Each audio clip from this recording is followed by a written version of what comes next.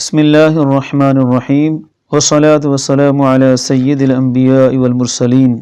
ناظرین اکرام، پچھلے کچھ دنوں سے مرزا اپنے بڑے مرزا کے دفاع میں بڑے کھل کھلا کر سامنے آیا اور قبلہ امام جلالی زیدہ شرفہ کے ایک کلپ کا سہارا لے کر اس بات کو انہوں نے بھرپور ثابت کرنے کی کوشش کی کہ اگر مرزا قادیانی نے نبوت کا دعویٰ کیا ہے تو جتنے بھی صوفیاء ہیں، جتنے بھی اولیاء ہیں، سب نے بھی کشف اور الہام کا دعویٰ کیا ہوا ہے۔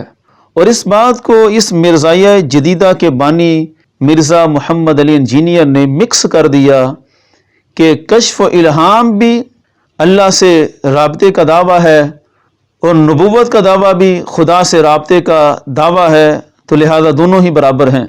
یہ اس کا بنیادی نقطہ تھا جس پر اس نے ساری عمارت تعمیر کی ہوئی ہے، اور یہی اس کی سب سے بڑی حماقت ہے کہ آج تک کشف و الہام اور وحی میں فرق کرنے سے قاصر ہے۔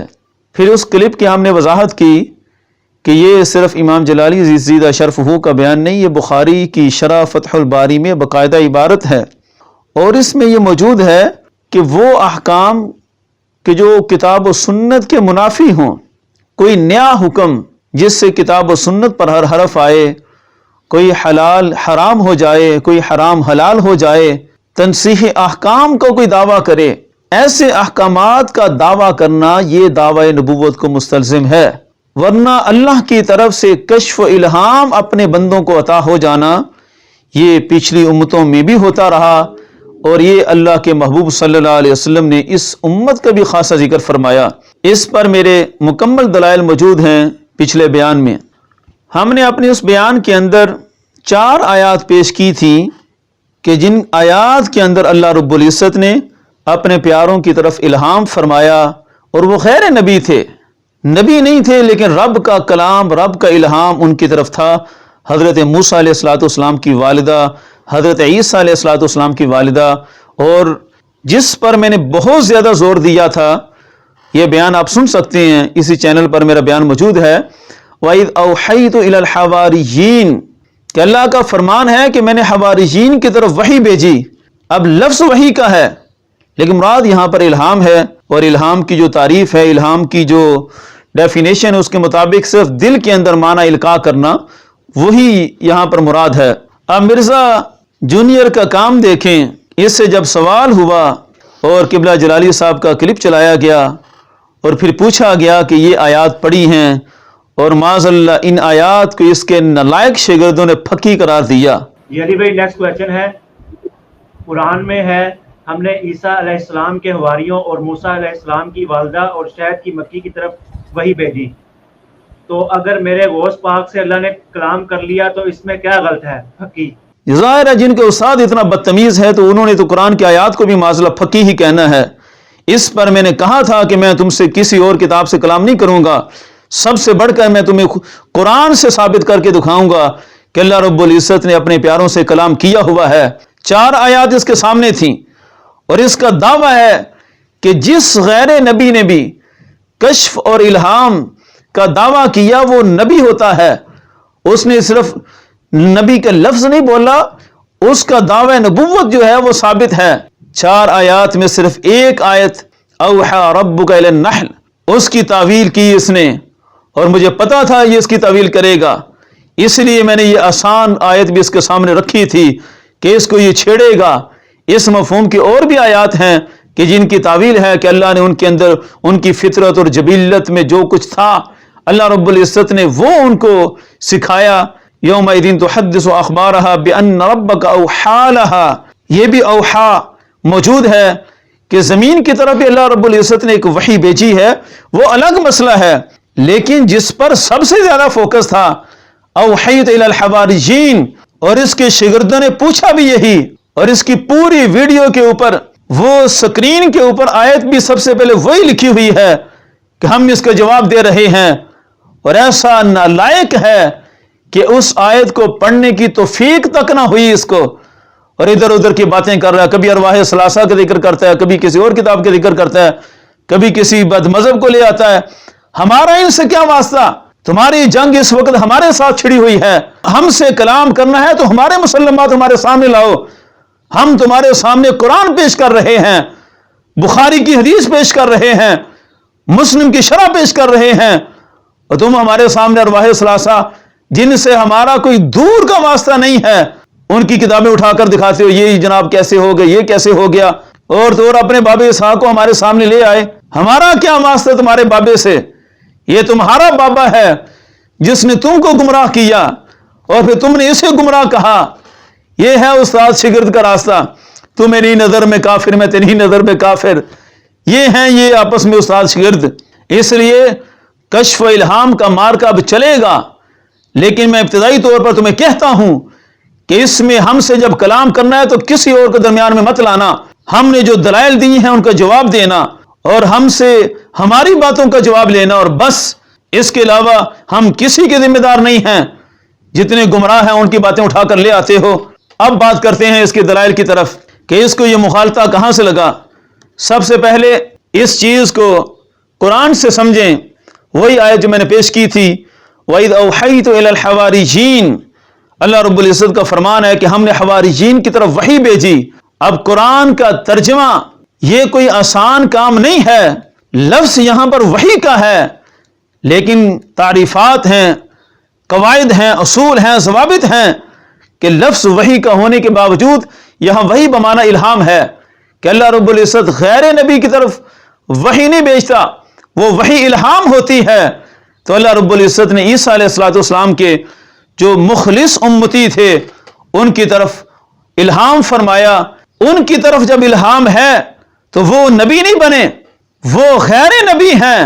اور مرزا جدیدہ، اس مرزا کا دعویٰ یہ ہے کہ غیر نبی کو اگر الہام ہو جائے تو نبی بن جاتا ہے۔ کتنا تضاد ہے اس کی فکر اور قرآن کے فیصلے میں۔ قرآن کہتا ہے کہ غیر نبی کو اللہ رب العزت اپنا الہام فرمایا تو نبی نہیں بنتا، یہ کہتا ہے کہ غیر نبی پر اللہ کی طرف سے الہام ہو جائے تو دعوی نبوت ہے۔ قرآن سے ٹکراتا ہے یہ نالائق۔ اب ایک طرف یہ فیصلہ ہے اور دوسری طرف بخاری کی یہ حدیث ہے، بخاری شریف میں بیان کیا گیا، لَقَدْ كَانَ فِي مَا قَبْلَكُم مِّنَ الْأُمَمِ نَاسٌ مُحَدَّثُونَ فَإِن يَكُ فِي أُمَّتِي أَحَدٌ فَإِنَّهُ عُمَرٌ۔ پچھلی امتوں میں فرمایا محدثون ہوتے تھے، اور اس امت میں ہے تو ان میں سے ایک حضرت عمر ہیں۔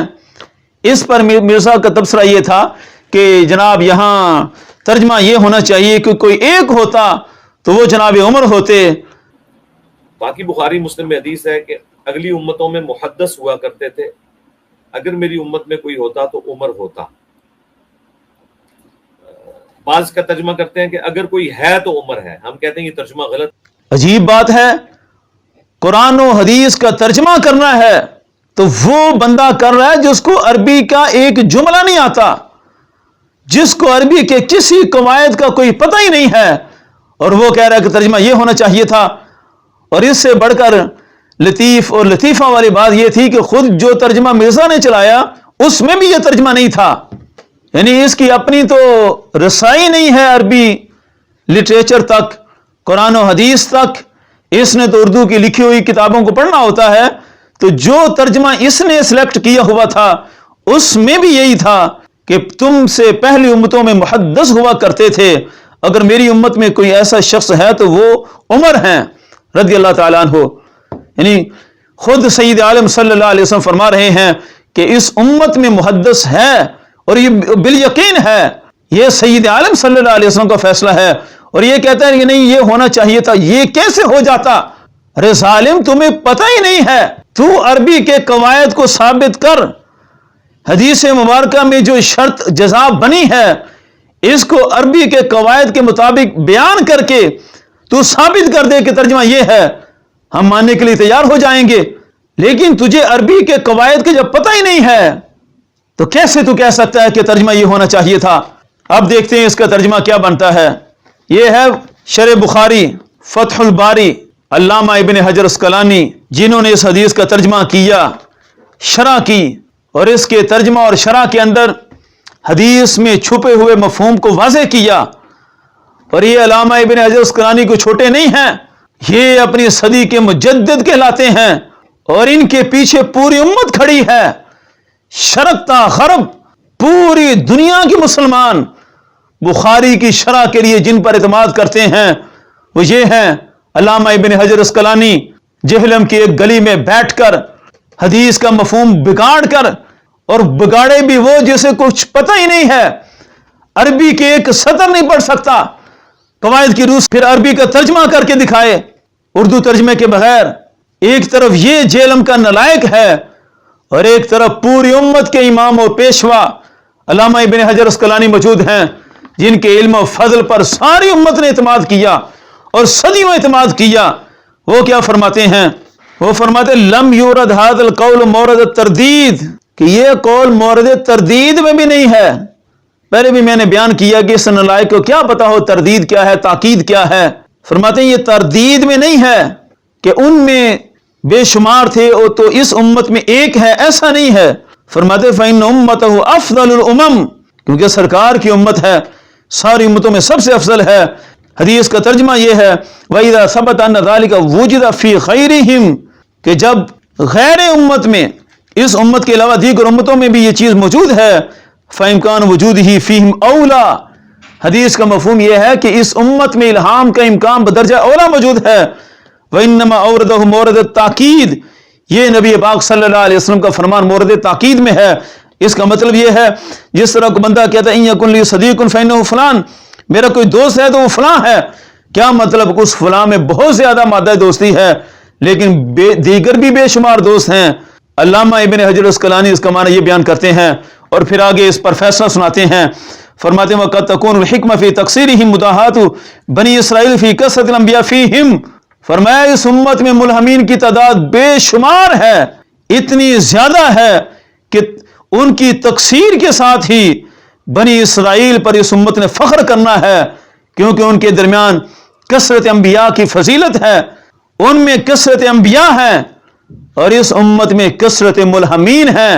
یہ ہے محدثین کا فیصلہ، اور باقاعدہ لکھا فلما فات هذه الامه کثرت الانبیاء، اس امت میں کثرت انبیاء نہیں ہیں، ہمارے آقا صلی اللہ علیہ وسلم آخری نبی ہیں۔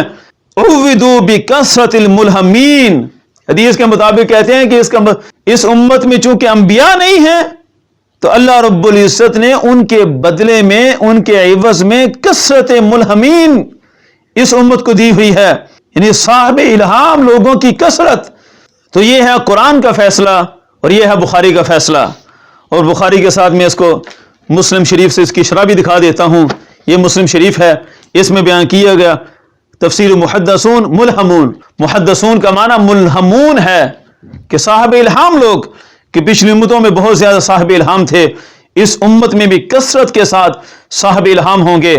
میں نے بخاری اور مسلم سے الہام کا مسئلہ واضح کرتے ہوئے یہ بیان کر دیا ہے کہ پوری امت اس پر اتفاق کیے ہوئے ہے کہ علامہ ابن حجر اسقلانی نے جو کچھ بیان کیا ہے وہ کوئی غلط نہیں ہے۔ پوری امت کے علماء دیکھ لیں، سب نے علامہ ابن حجر اسقلانی کی شرح کو بخاری سمجھنے کے لیے معیار قرار دیا، اس پر پورا اعتماد کیا۔ اب میں پوچھتا ہوں اس مرزا سے کہ تو نے جو معنی بیان کیا ہے کہ کوئی ایک ہوتا تو عمر ہوتے، تو وہ بھی نہیں ہے تو پھر کوئی بھی نہیں ہے، یہ معنی مرزا اپنے علاوہ اسلام کی 14 صدیوں کی تاریخ میں کسی ایک بندے کا بیان کیا ہوا بیان کر دے۔ ہم تو وہ بیان کر رہے ہیں جس پر پوری امت نے اعتماد کیا۔ مرزا ایک بندہ دکھا دے کہ جس نے وہ معنی کیا ہو اس حدیث کا جو مرزا بیان کر رہا ہے، اور مرزا اپنے استاد سے بھی نہیں دکھا سکتا۔ اس کا استاد جو بابا اسحاق تھا اس کو بھی کہہ رہا ہے کہ وہ بھی ڈی ٹریک ہو گیا، یعنی وہ بھی گمراہ ہوا اس معاملے پر۔ کیوں گمراہ ہوا؟ اس کے بقول کہ اس نے بھی کشف اور الہام کو جائز قرار دیا۔ کیسا نالائق ہے! ویسے وہ تو بے شمار وجہ سے گمراہ ہے، لیکن اس کی نظر میں وہ تب گمراہ ہوا جب اس نے کشف و الہام کو باقی ثابت کیا۔ اب میں بیان کرتا ہوں کہ وہ کہاں سے گمراہ ہوا اور اس کو کیا مغالطہ لگا۔ اس باب اسحاق کی بات سنیں، جس کا آدھا حصہ اس نے لیا اور آدھا حصہ اس نے نہیں لیا، اور ساری باتیں باب ان کی گمراہی ہیں۔ کوئی بندہ نہ کہے کہ نبوت بند ہے، اے خطرناک گل ہے۔ ایک کہو کہ منصب نبوت بند ہے، پوسٹنگ نہیں ہونی، ان کوئی اعلان نہیں کوئی شخص کر سکتا کہ میں نبی ہاں تے لوگوں کو کہوں گا مینوں منو۔ حضور نے فرمایا اگر میری امت جو ہوئے انہاں چ ایک تے عمر بھی ہے نا، رضی اللہ تعالیٰ فرمایا صحیح بخاری اور یہ محدث اور مکلم اور مفہوم ہے. بابا اسحاق یہ بیان کر رہا ہے کہ نبوت باقی ہے. استغفر اللہ، یہ جملہ اس کا انتہائی قبیحانہ ہے. مغالطہ ان بے وقوفوں کو یہیں سے لگا کہ یہ کشف و الہام کو نبوت کا خاصہ سمجھے ہوئے ہیں اور یہیں سے یہ سارے ڈیٹریک ہوئے، جبکہ بخاری کی حدیث ہے کہ نبوت الگ چیز ہے اور کشف و الہام بالکل الگ چیز ہے. دونوں معاملات ہی بالکل جدا ہیں. یعنی بخاری میں ہے کہ رجال یکلمون من خیر ان یکونوا انبیاء، کہ ایسے لوگ پہلے بھی تھے بنی اسرائیل کے اندر کہ جن سے رب کا کلام ہوتا تھا. یکلمون، رب کا کلام ان سے ہوتا تھا. من خیر ان یکونوا انبیاء، لیکن وہ نبی نہیں ہوتے تھے. یہ بخاری کا فیصلہ ہے، بخاری شریف کی حدیث ہے اور ہمارے آقا صلی اللہ علیہ وسلم کا فیصلہ ہے. سید عالم صلی اللہ علیہ وسلم فیصلہ فرما کے کہ اللہ کا کلام غیر نبی کے ساتھ ہونا یہ پہلے بھی تھا، یہ اس امت میں بھی ہوتا رہے گا، لیکن اس کو نبوت نہیں کہا جا سکتا. یہیں سے باب اسحاق کو اور اس کو سب کو مخالطہ لگا. اس مرزا نے اپنے استاد کی اس بات کو تو تسلیم کر لیا کہ یہ نبوت ہے، حالانکہ میرے آقا صلی اللہ علیہ وسلم فرماتے ہیں نبوت نہیں ہے. کتنا ٹکراتا ہے یہ سید عالم نور مجسم صلی اللہ علیہ وسلم کے دین سے اور رد کرتا ہے اپنے نبی صلی اللہ علیہ وسلم کا. ہمارے آقا صلی اللہ علیہ وسلم کو معاذ اللہ جواب دے رہا ہوتا ہے. غیر نبی سے کلام کرنا تو سید عالم صلی اللہ علیہ وسلم فرما کر گئے ہیں اور یہ کہتا ہے کہ نہیں. اور یہی اس کا استاد کہتا تھا کہ غیر نبی سے کلام ہونا یہ بھی نبوت ہے جو چلتی ہے. آگے وہ کہتا تھا ہاں نبوت ہے اور منصب نبوت نہیں، یہ پتہ نہیں کہاں سے اس نے یہ نکال لیا. آگے اس کو بھی یہی مخالطہ لگا، کہا کہ یہ ڈی ٹریک ہو گیا. اور ڈی ٹریک کا مطلب گمراہ ہی ہوتا ہے، راستے سے بھٹک جانا، اور یہی مرکب صورت میں بولیں تو گمراہ اسے کہا جاتا ہے. اور گمراہ بھی ایسا کہ کفر بیان کیا، اور کفر بھی وہ کہ دعوی نبوت کو ثابت کر دیا، کوئی چھوٹا موٹا کفر بھی نہیں. اب اس کے بقول اس کا استاد کافر اور اس کے استاد کے نزدیک یہ کافر. یہ استادی شاگردی کا نیا رشتہ یہ بھی سامنے آیا.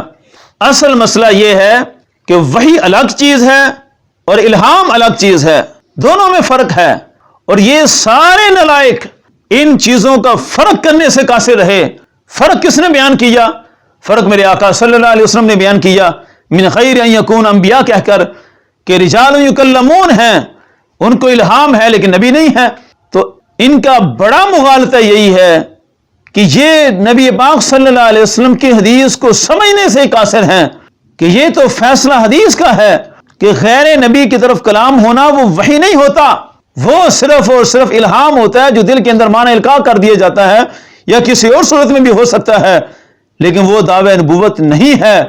ہاں کوئی بندہ شریعت کے ہوتے ہوئے، قرآن و سنت کے ہوتے ہوئے ایسا دعویٰ کرے کہ مجھے الہام ہوا ہے کہ حج اب فلاں جگہ ہوگا، کوئی یہ دعویٰ کرے کہ مجھے الہام ہوا ہے کہ اس عمل کا اب اتنا ثواب ہوگا، اب ایک نئی کتاب ہے، اب ایک نئی نماز ہے، تو یہ ایسے دعوے ہیں کہ جو نبی کے علاوہ کسی کو نہیں ہو سکتے. ایسے احکامات کا دعویٰ کرنا یہ دعوی نبوت کو مستلزم ہے. اور یہی امام جلالی زیدہ شرفہ بیان کر رہے تھے کہ جو قرآن و سنت کو چھوڑ کر کہے کہ میرا اللہ سے ڈائریکٹ رابطہ ہے، میں قرآن و سنت کے بغیر ہی اللہ سے احکامات لے لیتا ہوں. اور یہ قبلہ امام جلالی زیدہ شرفہ نے بخاری شریف کی شرح صحیح بیان کیا تھا، یہ بھی فتح الباری میں موجود ہے کہ جس نے کہا انہ یأخذ عن قلبہ، کہ وہ اپنے دل سے یہ احکامات لے لیتا ہے، لأن الذی یقع فیہ هو حکم اللہ، کہ وہ یہ دعویٰ کرتا ہے کہ اس کے دل میں جو بات آتی ہے وہ اللہ کا حکم ہوتا ہے اور اس کے مقتضا کے مطابق وہ کلام کرتا ہے.